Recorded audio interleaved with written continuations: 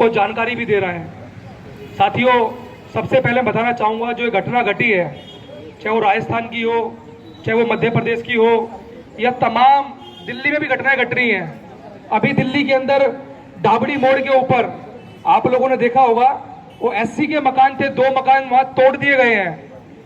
और उससे जस्ट पहले 2 मकान जनरल के थे, वो भी तोड़े गए, लेकिन उनको उचित मुआवजा इज्जत के साथ घर से निकाला गया जब उनके मकान तोड़े गए।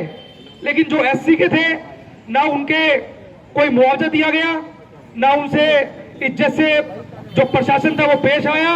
जबरदस्ती हाथ पकड़ के वहां के लोगों को निकाला गया और मकान तोड़ दिए गए। वो लोग रोड पे रह रहे हैं। ये दिल्ली में भी घट रहा है। और साथियों, मैं इसके अंदर वो कमी मानता हूं, वो कमी ये है कि हम लोग यूनाइट नहीं है। यूनाइट कैसे? ऐसे तो हम लोग यूनाइट है, हमारे संगठन है, मंच है, सब कुछ चल रहा है, लेकिन यूनाइट कैसे जब SC ST के केस कोर्ट के अंदर चलते हैं। आप लोगों ने देखा होगा, चाहे वो जब सिखों के ऊपर कांड हुआ था, जब सिखों के जो कोर्ट के अंदर केस चलते हैं, तो पूरे कोर्ट को बाहर से घेर लिया जाता है।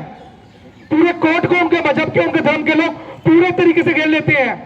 लेकिन हम SC ST के जितने भी संगठन है, ये उनकी कमी है, ये उनका कहीं ना कहीं अपने आप को सिर्फ एक रिप्रेजेंट या शो करना कि हम घटना घटी और वहां पहुंचे और अपनी बात को रखा, और उसके बाद केस के अंदर क्या हो रहा है क्या नहीं हो रहा है हम अच्छे से एविडेंस नहीं करा पाते हैं। हमारे लोगों को धमकाया जाता है, गवाही तोड़ी जाती है, लेकिन कोई भी संगठन उनके साथ उस समय नहीं खड़ा होता है जिस समय उनके साथ खड़े होने की जरूरत थी। घटना घटी जब तुम पहुंच गए कि भाई घटना गलत हुआ, ये हुआ, हमने मंच लगा लिया, लेकिन जब घटना के एविडेंस होने हैं, गवाही होनी है, हम उनकी पूछने तक नहीं जाते कि आपके साथ कोई जा रहा है या नहीं आ रहा है। जो अपर कास्ट के लोग हैं, उनके गांव देहात के लोग हैं, वो उन पे माइंडली उन पे प्रेशर बनाते हैं, उन पे एक दबाव बनाया जाता है, और उस दबाव के तहत वो लोग या तो केस विड्रॉ कर लेते हैं या केस को वहीं के वहीं छोड़ के वो भूल जाते हैं। जैसा हमारी बहन यहाँ पे पहले खड़ी थी, उन्होंने डाटा दिया था पूरा कि कितने केस पेंडिंग है। वो पेंडिंग इसलिए ही है, जैसे हमारे मंत्री दिल्ली सरकार में आए और जज साहब ने बताया भी, आप लोगों के माध्यम से पता लगा जज साहब के माध्यम से, कि स्पेशल कोर्ट है दिल्ली के अंदर।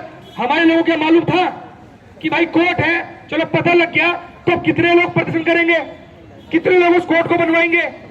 लेकिन हम लोग जब घटना होगी, उस घटना पे जरूर चिंतित है, जरूर निकलते हैं। लेकिन मेरा ऐसा मानना है कि अगर हम लोग एक घटना पर भी अगर हमने बारीकी से नजर बना के रखी, शुरू से लेकर एंड तक, तो मैं समझता हूं कि 90% घटना कम हो जाएगी। क्योंकि उन्हें पता लग गया है इसके अंदर सजा हुई है, इसके अंदर लोग फांसी पे चढ़े हैं, उनकी प्रॉपर्टी अटैच हुई है। लेकिन हम लोग ऐसा कराने में अभी सक्षम नहीं हो पाए हैं। क्यों नहीं हो पाए हैं? क्योंकि हम कहीं ना कहीं आपस में एक ना एक तरीके से शो ऑफ, अपने आप को रिप्रेजेंट करना कि हम इस समाज से हैं, इस समाज के लीडर हैं, इस समाज के अंदर काम कर रहे हैं। लेकिन ग्राउंड की रियलिटी बिल्कुल अलग है। हम लोग पूरे भारत के अंदर घूम रहे हैं साथियों, पूरे भारत के अंदर ग्राउंड रिपोर्ट है, तो पूरे ग्राउंड रिपोर्ट की यही है। जितने भी केस हुए, चाहे वो मिर्चपुर कांड हुआ, चाहे वो गोहाना कांड हुआ, या लेटेस्ट कांड हो रहे हैं, उस सब के अंदर यही हुआ। जब हमने पैरवी करी तो सजा दिलवाई गई, सजा मिली। तो साथियों, हमें सबसे कुछ सीखना है इस माध्यम से, सुरेंद्र जी के माध्यम से। सुरेंद्र जी लगातार लगे रहते हैं, तो मैं आपको ये बताना चाहूंगा कि जिस भी केस में आवाज उठा रहे हैं, उस केस को एंड तक ना छोड़े, तो मैं समझता हूं जीत कहीं ना कहीं हमारी हो सकती है, अन्यथा जीत होने वाली नहीं है। साथियों, ऐसी चल रहा है, ऐसी चलता रहेगा। लगाया भी सुरेंद्र जी ने कि सदियों से अब तक, और आखिरी कब तक? आखिरी जब तक अब यूनाइट नहीं होंगे, जब तक इकट्ठा नहीं होंगे, जब तक हम केस की पैरवी ठीक ढंग से नहीं करेंगे, जब तक ये होता रहेगा। साथियों, हमें इस बात को समझना होगा। और बड़े पैमाने पर एक मुद्दा ये भी है, उसके अलावा भी मुद्दे हैं।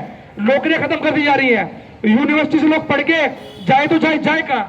तो हमें तमाम ऐसे इशू है, SC ST का प्रतिनिधि भरा नहीं जा रहा है, तमाम मुद्दों पर हमें निकलना होगा, तमाम मुद्दों पर अपनी आवाज को बुलंद करना होगा बिना डरे।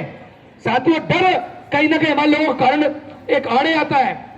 मैं बताना चाहूंगा आपको कि अभी 19 तारीख को ही सिसोदिया के घर का घेराव किया गया रात को 12 बजे, और हम लोगों ने किया था।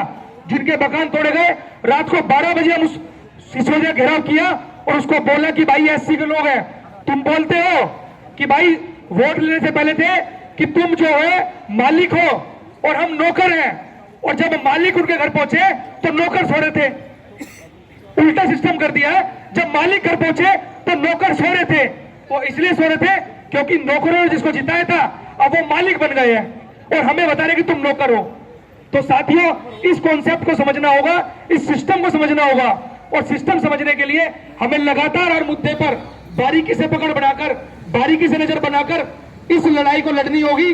और इस लड़ाई के अंदर अभी हम नागौर भी जाने वाले हैं। इस हफ्ते के अंदर पूरी टीम राष्ट्रीय झाड़ू मंच की नागौर के लिए रवाना होगी और तमाम तरह के मुद्दों पर हम लोग पूरे देश के अंदर जाते रहते हैं। शिवपुरी कांड हुआ तब भी हमने मध्य प्रदेश भवन का घेराव दिल्ली के अंदर किया।